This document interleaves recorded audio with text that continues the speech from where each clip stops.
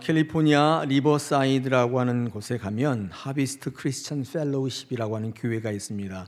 큰 교회예요. 한 2만 명쯤 되나요? 굉장히 큰 교회인데 이곳의 목사님은 그렉 롤이라고 하는 목사님입니다. 설교를 굉장히 잘하는 목사님으로 정평이 나 있고요. 미국을 움직이는 영향력 있는 목사님 중에 한 분으로 평가받고 있습니다. 근데 이 그렉 롤이라고 하는 목사님을 소개하는 이유가 뭔가 하면 그분 목사님은 이런 큰 영향력 있는 목회를 하실 수 있는 환경과 조건이 아니었습니다. 첫째, 그의 어머니가 아주 힘들었어요. 알코올 중독자였고 7번이나 재혼했습니다. 이 그렉 롤이는 그 가정에서 대부분 방황과 혼란의 성장기를 보냈습니다. 아무것도 할 수 없는 입장으로 인생 다 거의 포기했을 때에 그런 인생의 결정적인 만남을 체험하게 되는데 이 척 스미스 목사님이라는 분을 만나게 돼요. 이 척 스미스 목사님 굉장히 유명한 분이시죠. 이 그렉 롤이 목사님이 이 척 목사님을 만나서 자기의 재능을 발견하게 된다고 그래요. 이게 만화를 참 잘 그렸다고 그래요. 이 그렉 롤이 목사님이 뭐라고 그러죠? 습작? 연필로 이렇게 슥슥슥 하는 거 있잖아요. 그런 걸 잘했는데 이게 뭐 정식으로 배운 것도 아니고 어디다가 작품 발표한 것도 아니니까 알아주질 않아서 그러는데 이 척 스미스 목사님이 그 그림을 딱 보자마자 그 재능을 인정해주고 칭찬해주고 쓰일 때가 있겠다 막 그렇게 생각했던 것 같아요. 더불어서 또 다른 재능이 있었는데 스토리텔링, 말씀을 잘하는 그런 재주가 있음을 발견하게 되었다고 그래요. 이 그렉 롤이 목사님은 회심한 이후에 이 생수라고 하는 전도지를 만들게 됩니다. 리빙 워터. 이 리빙 워터라는 건 여러분 아마 보셨을 수 있는데 한 손바닥만한 조그만 전도지 책자인데 소책자인데요. 이 전도지를 만들게 되는데 미국에서만 무려 2천만 장이 팔렸어요. 엄청나게 팔린 거죠. 그 이후에 이 그렉 롤이 목사님이 신학하고 전도 집회의 강사가 돼서 설교자의 길을 걷는데 미국을 움직이는 목사님으로 지금 평가받고 있습니다. 특히 신앙을 멀리 하려고 하는 청년들에게 큰 영향을 미치고 있다는 거예요. 여러분, 이 그렉 롤이 목사님의 이야기를 제가 이렇게 읽으면서 좀 생각해 보십시오. 자칫하면 아무것도 아닌 것처럼 그런 인생으로 끝날 수 있었는데 이 그렉 롤이 목사님 단 한 번의 강력한 만남이 있었습니다.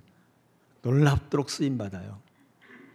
이토록 정통적인 만남은 위대한 변화를 일으키게 되어 있습니다. 저는 오늘 이 예배를 통해서 여러분 하나님 만나기를 소망합니다. 1년 52주 주일이 있는데 늘 예배하러 오시지 않습니까? 근데 지난주나 이번 주나 똑같다면 뭐 늘 시간 아깝고 늘 내가 뭐 하는 짓이야 이렇게 생각하고 있다면 오늘 그분에게 하나님이 정통적으로 만나주시기를 축원합니다. 오늘 성경 본문에 강력한 만남으로 변화된 한 사람이 소개되어 있는데 그게 바로 나다나엘이라고 하는 사람입니다. 오늘 이 나다나엘을 통해서 우리 모두가 변화받게 되고 하나님 앞에 쓰임받는 귀한 인생, 있으나 마나한 인생이 아니라 매일 힘들고 넘어지고 방황하고 그런 인생이 아니라 귀하게 쓰임받는 저와 여러분 되시기를 원합니다. 할렐루야. 여러분 우선 나다나엘이 어떤 사람인지를 좀 알아보고 싶은데 정보가 없어요. 본문에는 거의 나와 있지 않습니다.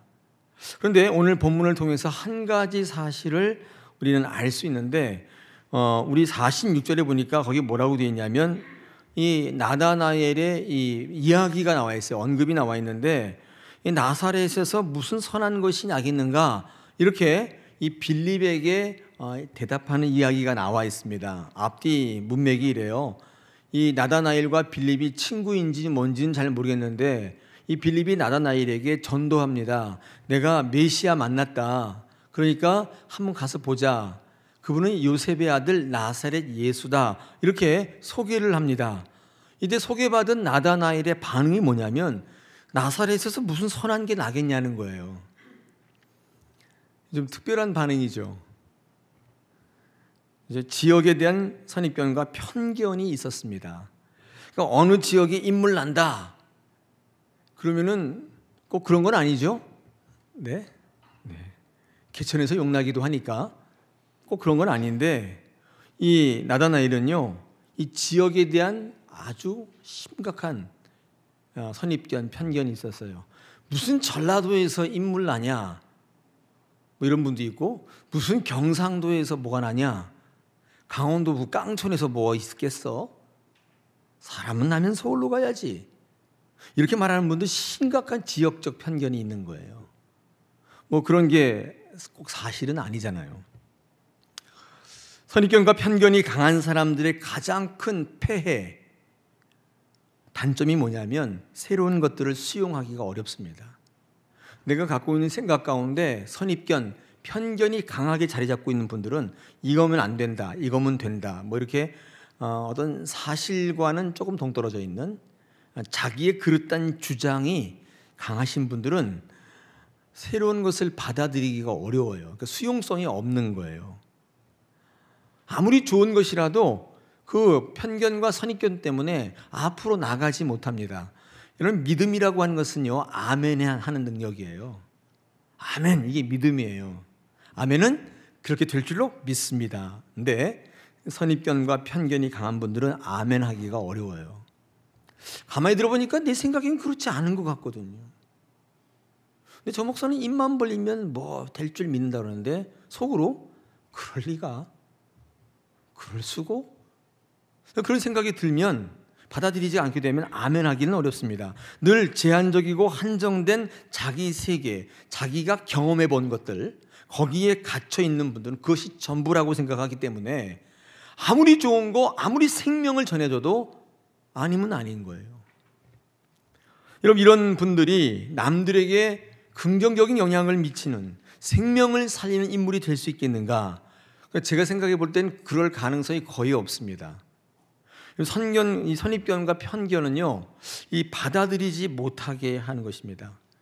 오늘 놀라운 것은 이 나다나엘은요, 이런 선입견과 편견이 있었는데도 불구하고 그 이후에 많은 생명을 살리는 예수님의 12 제자 중에 한 명으로 쓰임받게 되는 것입니다. 여러분, 나다나엘이라고 하는 이름이 조금 생소하시죠? 이 나다나엘이라고 하는 이 사람은 우리 예수님의 12 제자 가운데 바돌로메라고 하는 사람과 동일 인물로 우리 여겨지고 있습니다. 바돌로메 들어보셨어요? 네, 바돌로메. 이 나다나엘이 같은 인물입니다. 이 바돌로메라고 하는 이 나다나엘이 이렇게 선입견과 부정적인 편견이 있었는데도 불구하고 그가 예수님의 12 제자로 생명을 살리는 귀한 사역에 쓰임 받고 있다는 사실은 놀랍습니다. 오늘 성경 말씀을 통해서 어떻게 이 나다나엘이 그렇게 쓰임 받을 수 있었을까를 같이 한번 묵상하시며 저와 여러분이 쓰임 받는 놀라운 인생으로 바뀌어지기를 축원합니다. 할렐루야. 그렇게 원하시는 분은 아멘 하십시오. 할렐루야. 네, 고맙습니다. 오늘요, 이 나다나엘을 살펴보니까 세 가지를 가지고 있었습니다. 그 세 가지가 뭔가? 첫째, 빌립과 같은 전도자가 있었어요. 이 나다나엘이 바뀔 수 있었던 그 시작점에는요, 빌립이 있었습니다. 나다나엘은 빌립이 있었어요. 그래서 바뀌게 된 거예요. 오늘 45절에 보니까 성경 말씀 이렇게 증거합니다. 빌립이 나다나엘을 찾아 이르되, 빌립이요, 나다나엘을 찾아갔단 말이에요. 빌립이 없었더라면 어쩌면 영원히 하나님 앞에 서지 못했을 나다나엘이었습니다. 근데 중요한 거는 그런 인생이 우리 주변에 너무 많아요. 여러분이 아니었다면 단 한 번도 교회에 발걸음도 못할 영혼들이 굉장히 많다는 거예요. 나다나엘이 선입견과 편견으로 사로잡혀서 긍정적이고도 파워풀한 인생을 살 수 있는 조건이 없었지만, 그러기 어려웠지만 그가 다른 것도 아니고 예수의 제자가 될 수 있었던 것은 빌립이 있었습니다. 빌립이 있었어요. 그가 나다나엘을 전도한 것입니다. 우리 주변에는 세상의 이 상업적인 매스컴, TV 매체들, 영화들, 문화들, 또 거기에 추가해서 우리 믿는 성도들의 모범이 되지 못한 삶의 모습들, 이런 것들이 부정적 인식이 되고 편견이 되어서 주께로 나오지 않는 분들이 얼마나 많이 있습니까? 그들에게 빌립과 같은 가이드가 필요합니다. 여러분, 선입견과 편견이요 굉장히 무섭습니다. 오늘 여러분 보시다시피 한 영혼을 구원해서 완전히 배제시킬 뻔했어요. 나사렛에서 뭔 선한 게 있어? 그런 동네에서, 그런 깡촌에서 그냥 내버려 뒀더라면 나다나엘은 절대로 주님께로 오지 않았을 것입니다. 구원해서 완전히 배제시키는 거예요. 그러므로 우리가 싸워야 할 사탄 중에 하나는 선입견과 편견이에요. 우리 신앙생활하면서 이런 것들이 얼마나 많이 있는지 모릅니다. 제가 한번 생각해 봤어요. 여러분, 신앙생활할 때 우리가 선입견과 편견이 있는 것이 무엇이 있는가? 여러분, 어떤 게 있을까요? 조금 생각을 해보니까 이런 거예요. 여러 가지 오해도 있을 수 있고, 편견도 있을 수 있는데, 이런 거 있잖아요. 중간에 있는 게 좋다. 이런 생각 버리셔야 돼요. 근데 가만히 보니까 제가 우리 아이에게 그런 얘기 하더라고요. 야, 큰아들아, 군대 가서 딱 중간만 해라. 네, 잘나면은 안 된다. 제가 그 말을 할 때 놀랬어요. 저도 사람을 바라보며 조직을 향하여 그런 생각을 갖고 있더라는 거예요. 어떤 선입견이냐면 나서지도 않고 뒤로 물르지도 않고 딱 중간만 있으면 손해볼 건 없다. 이런 생각을 갖고 있었는데 이 신앙생활할 때 이런 게 이어져 가지고 아무것도 안 하고 딱 방관하시는 분들이 굉장히 많은데 이 신앙적 편견이고 선입견입니다. 중간에 머무는 것은 위험해요. 차든지 덮든지 해야 돼요. 이런 거예요. 헌신 안 하면 반대하게 돼 있어요. 좋은 일도 동참 안 하면 반대하는 것입니다. 임재 있는 예배, 선교의 능력 드러나는 것이 좋은 것이지만 여러분, 여기에 동참하지 않으면 반대쪽에 서게 될 수밖에 없어요. 우리가 빌립보서를 읽다 보니까 감옥에 갇힌 제자들을 우리가 만나게 되잖아요. 베드로와 사도 바울과 실라가 이 빌립보 감옥에 갇히잖아요. 그때 하나님께서 그 옥문을 열어주시는데 누구를 통해서? 천사를 통해 옥문을 열어주시죠.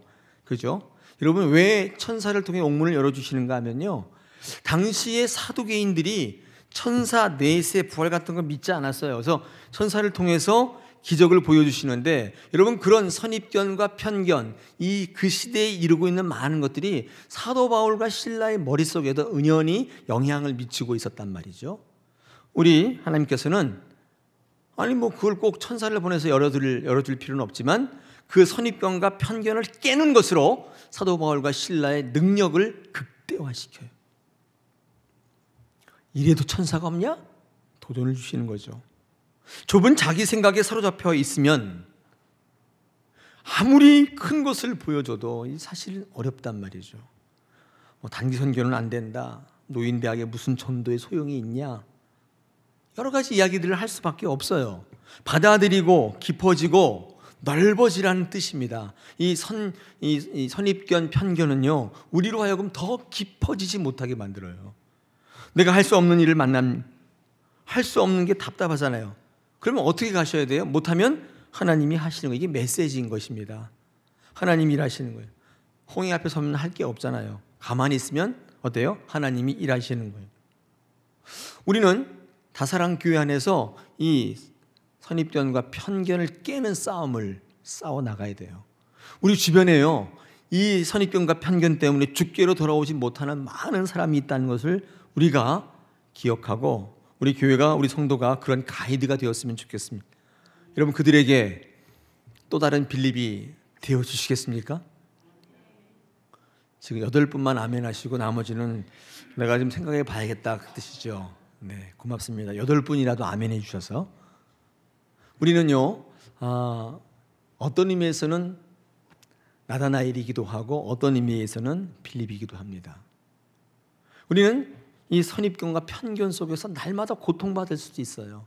그런데 더불어 우리가 먼저 믿은 사람으로서 빌립이 되라는 요청을 받고 있는 것입니다. 우리는 6월 17일 날 총동원 전도 우리 이제 초청일로 삼고 있는데, 제가 이번 해에는 조금 이렇게 잘 안 했어요. 갖다 붙이고 블로그 잘 안 했습니다. 여러분들 가운데 근데 그것들이 나의 어떤 의지와는 관계없이 자꾸 수동적으로 움직이는 것 같아서 그 행사가 끝나고 나면 그냥 다 잊어버리시고 그러는 것 같아서 필요성과 내가 왜 그렇게 살아야 되는지 존재성을 좀 같이 생각해 보면서 우리 전도가 내가 빌립이 되는 것이 생활화되었으면 참 좋겠습니다.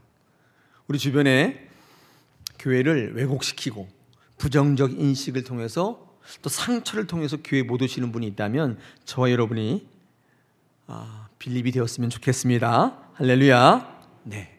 나다나엘이 여러 가지 힘들고 어려운 상황이었지만 그가 쓰임받는 인생이 될 수 있었던 것은 바로 그에게 빌립이 있었기 때문입니다. 근데 중요한 것은요, 오늘 43절에 보니까 이 빌립은요 어떤 사람이라고 소개되어 있냐면 43절에 이렇게 되어 있습니다. 이튿날 예수께서 갈릴리로 나가려 하시다가 빌립을 만나 이르되 나를 따르라 하셨다 되어 있죠. 빌립은 어떤 사람이에요? 먼저 예수님을 만난 사람입니다. 그러므로 내가 빌립이 되기 위해서는 어떤 사람이 되어야 돼요? 내가 예수님을 먼저 만나야 되는 것입니다. 그럴 때 나를 통해서 부정적인 편견, 선입견 갖고 있는 사람들이 주님께로 돌아와 생명을 얻고 그들이 예수의 제자가 되는 놀라운 사건들이 우리 가운데 있는 것입니다. 할렐루야.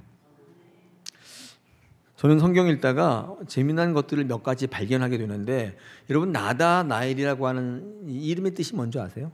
나다나엘, 나대지 마 그런 뜻이 아니고요. 네. 나다나엘이라고 하는 뜻은 하나님의 선물 그런 뜻이거든요. 참 이름이 좋지요. 근데 여러분 이 나다나엘이라고 하는 이 이름은 요한복음 1장에만 딱 나오고 안 나와요, 이후로는. 그리고 이 나다나엘이요, 누군가 아까 제가 말씀드렸잖아요, 바돌로메.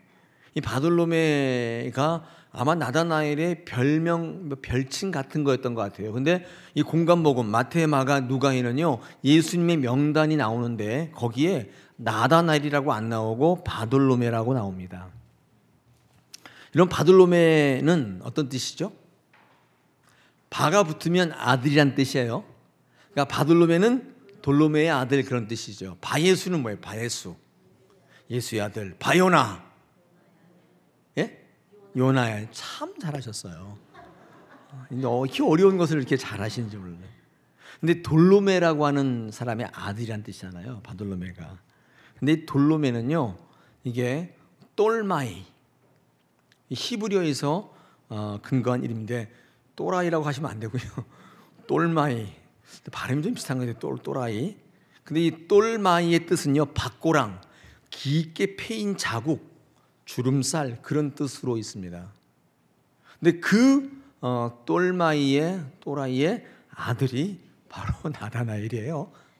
이 연관성이 있잖아요. 근데 왜 성경은요 이 나다나엘을 이름 별로 좋지 않은 이름인데 바돌로메라고 자꾸 부르는 걸까요? 저는 그 의미를 한번 생각해 봤는데요. 이제 제가 공관복음에 이 예수님의 제자의 명단인 걸 한번 찾아봤습니다. 마태복음 10장 3절, 마가복음 3장 18절, 누가복음 6장 14절에 예수님의 제자의 명단이 나오는데 특이한 게 하나 있는데 이 세트로 묶여져 있어요. 혼자 이렇게 나와 있는 게 아니라 다 세트로 묶여 있는데, 여러분 바돌로메는 누구랑 세트로 묶여 있어요? 항상 빌립과 묶여 있어요. 이게 무슨 말일까요? 성경은 우리에게 무슨 얘기를 하고 싶었을까요? 나다나엘이라고 하는 본명이 있고 좋은 이름이 있는데도 불구하고 왜 예수의 제자의 이름을 소개할 때 이 바돌로메라는 별로 안 좋은 이름을 소개하는 걸까요? 전 이렇게 한번 묵상해 봤으면, 빌립이 아니었더라면 그는 또라이로 똘로마 죄송합니다. 네, 똘마이로 살 수밖에 없었던. 그래서요, 여러분 그 제자의 명단에는요 사실 바돌로메보다 빌립의 강조점이 있어요. 빌립이 아니었던들, 그는 그런 인생 살았다는 거예요. 오늘 이 말씀을 듣는 저와 여러분, 우리가 빌립이 되시기를 우리 자원하시길 축원합니다. 여러분 교구의 구역에 내가 아니면 나오지 못하는 분들이 있죠. 어떤 부정적 인식을 가지고 뭔가 상처를 받아서 교회 안 나오시는 분들이 있는데, 우리 6월 17일 전도 초청주일에 그들이 주님 앞에 나오시는 역사가 있기를 축원합니다. 여러분 빌립이 되시기를 원합니다.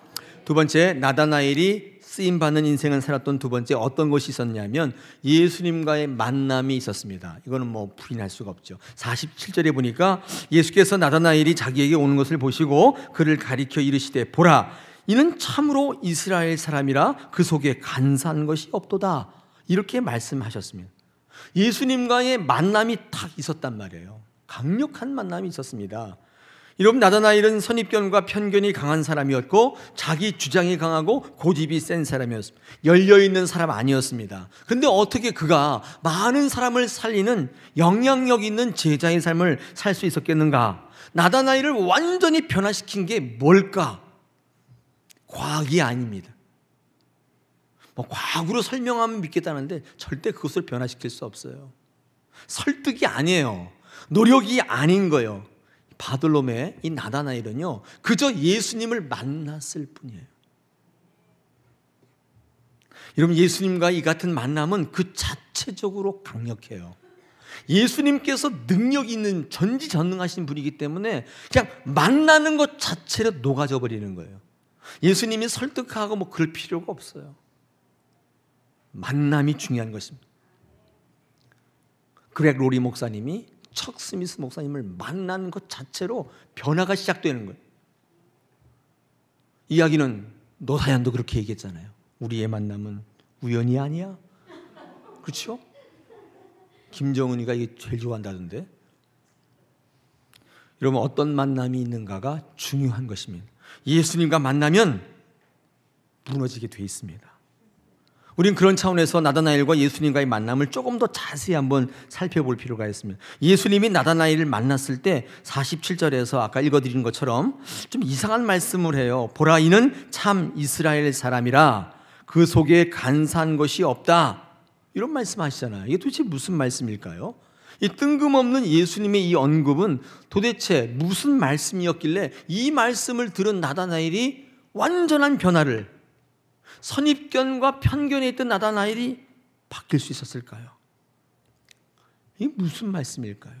예수님은 나다나엘에게 야곱을 말씀하고 있는 거예요. 이 야곱의 모습이에요. 여러분, 이스라엘은 야곱의 이름이죠. 야곱이 약복 강가에서 하나님의 천사와 이렇게 씨름해서 이겼잖아요. 얻은 이름이에요. 이제부터 너 이름을 이스라엘이라 하라. 그렇죠? 근데 간사한 것이 없다. 이 간사하다는 것은요, 이 야곱이 갖고 있는 이름의 이 성향이죠. 야곱은 간사한 자였다. 이 간사한 이름이 하나님을 만났을 때 이스라엘로 바뀌는 이 구약 성경의 야곱의 기사를 차용해 오셔서 이 나다나엘에게 말씀하고 있는 거예요. 이런 거예요. 그러니까 너의 모습이 꼭 야곱과 같다는 거예요. 아버지 형속이고 축복 가로채려 했던 야곱과 같이 너의 모습 속에 간사한 자의 이름 야곱의 모습을 보았다. 예수님이 말씀하시는 거예요. 뜨끔한 거죠. 이제까지는 내가 유대인으로 하나님을 섬기는 자로 자처하면서 입만 열면 하나님 살았는데 그 말씀을 딱 들었는데 전곡을 찔리는 거예요. 예수님이 이어서 말씀하십니다. 그러나 순종함으로 예수님 앞에 나오는 너의 모습 속에, 나다나엘의 모습 속에서 마치 약복강가에서 하나님의 사람을 만나 씨름하면서 그때 모든 걱정과 염려가 사라지고 두려움이 사라지고 자신 없음이 사라지고 하나님이 나를 향한 뜻이 무엇인지를 발견하며 새로운 사람으로 변화시켜졌던, 이스라엘이라는 이름을 얻었던 그 야곱이 너의 모습이로구나 선포하시는 거예요. 여러분, 사실을요, 이 야곱은, 이 나다나엘은 그렇게 살지 않았던 모양이에요.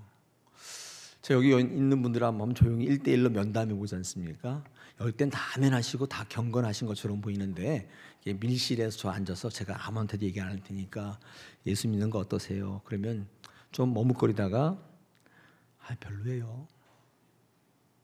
사실 제가 여기 왜 이러고 있는지 잘 모르겠어요. 목사님 다른 사람한테 얘기하면 안 됩니다. 그러면서 사실은 기쁘지도 않고, 사실 지금 돈도 없고 지금 미치기 환장하기 일보 직전인데 내가 지금 이루고 있을 때가 아닌데 잘 모르겠습니다. 그런 분들 속출합니다. 그거 예수님에게 들키면 변화가 시작돼요. 아닌 것처럼 하고 앉아 계시기 때문에 변화가 없어요. 하나님의 말씀이 임하면 변화를 겪어요. 예수님과의 만남은 사실은 말씀과의 만남입니다. 예배 시간에 설교가 얼마나 중요합니까? 여러분 인생 가운데에 말씀을 대하는 게 얼마나 중요해요. 나다나엘이 변화된 것은 예수님의 말씀을 정통으로 만난 거예요. 말씀을 들을 때 우리 심령의 모습이 드러나게 돼 있어요. 히브리서 4장 12절에 말씀하죠. 하나님의 말씀은 살아있고 활력이 있어 좌우의 날선 어떤 검보다도 예리하여 혼과 영과 및 관절과 골수를 찔러 쪼개기까지 또 내 마음의 생각과 뜻을 감찰하신다. 말씀이 들어오면 숨길 수가 없어요. 숨길 수 없으면 어떻게 되는 줄 아세요? 뒤집어지는 거예요. 상담도 중요하고 권면도 위로도 중요합니다. 어깨를 두드려주는 것도 중요한데 성도의 본질적 변화는 말씀으로부터 오는 거예요. 이게 말씀의 성도의 능력이에요.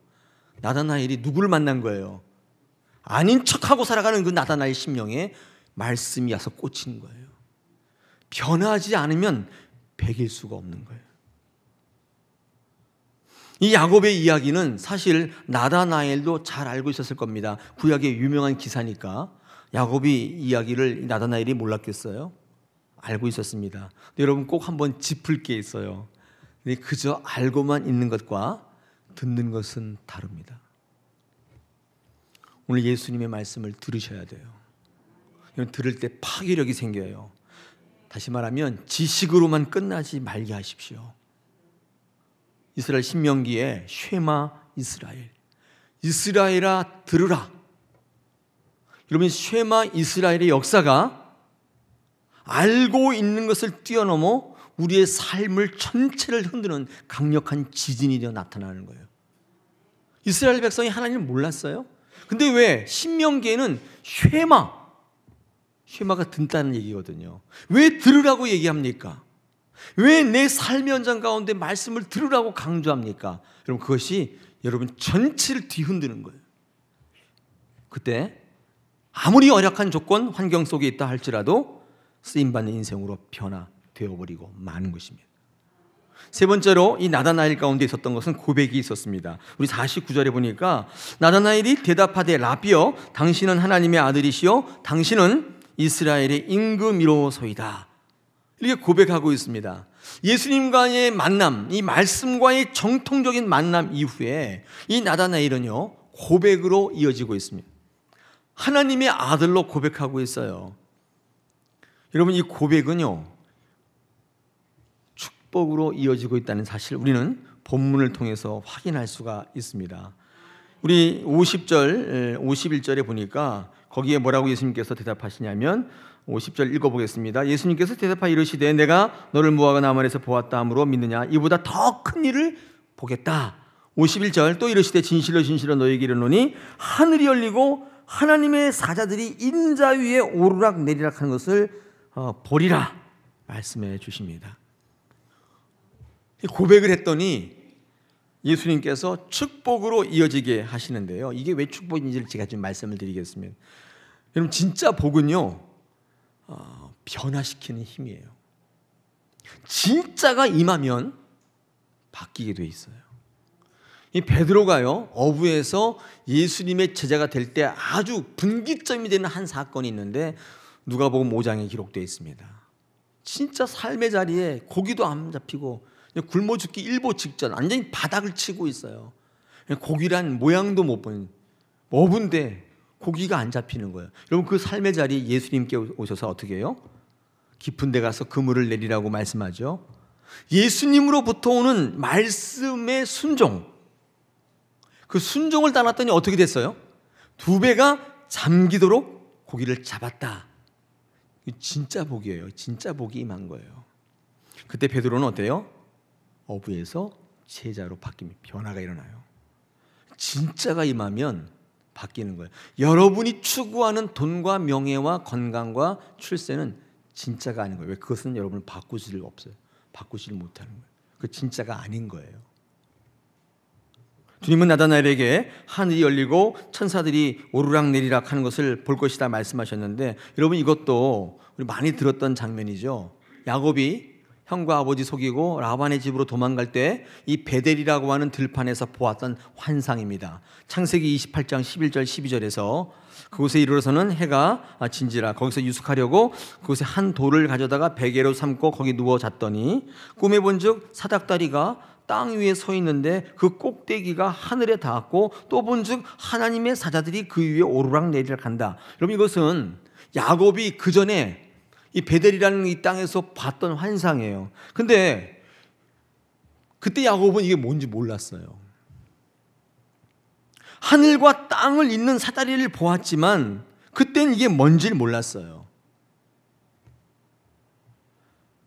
이것을 나다나엘에게 말씀하시면서 이제 내가 속해 있는 땅, 내 생각을 버리고 선입견과 편견을 버리고 순종함으로 하나님 앞에 나온 나다나엘에게, 아니 저와 여러분에게 그 야곱이 뭔지도 모르고 보았던 그 사닥다리보다 더 큰 것을 보게 할 것이다. 야곱은 그저 뭔지도 모르는 사닥다리를 보았지만 나는 너에게 큰 일을 보이겠다. 여러분 이때 큰 일이 뭐예요? 그게 뭘까요? 여러분 야곱이 봤던 사닥다리는요 돈과 여인이었습니다. 사실 야곱이 형의 축복권을 훔쳐가지고 달아나가지고 라반의 집에서 했던 게 뭐냐면 두 가지예요. 돈 모으고 자기가 원하는 여인과 결혼하는 거.